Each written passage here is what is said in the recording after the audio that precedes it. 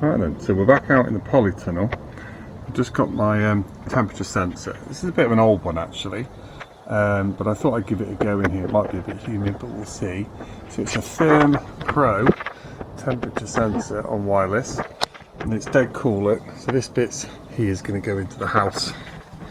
So I'm going to take them inside with me, and it's dead clever. So on the back you can change it to Fahrenheit. Not a lot of good for us. And you can have it on different channels, and you can have minimum and maximum. So what's clever is over a period of time it will tell me what is min and max, so I can keep an eye on my Polytunnel temperature. So at the moment it's 15 degrees, which is quite nice actually for this time of the year.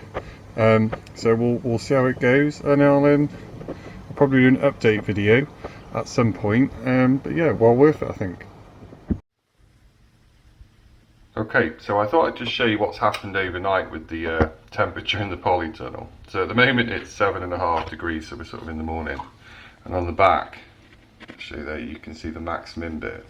So if I do max min, so it was 18 yesterday in the day, and last night it went down to -1, which tells you why obviously then you wouldn't want to put anything in your Polytunnel, which is really useful because bizarrely actually like yesterday it was actually quite warm, but clearly it's dropped off quite badly in there, so I'm going to have to wait a couple of weeks before I'm going to put anything in there. But I thought you'd like to see how the little ThermoPro actually works.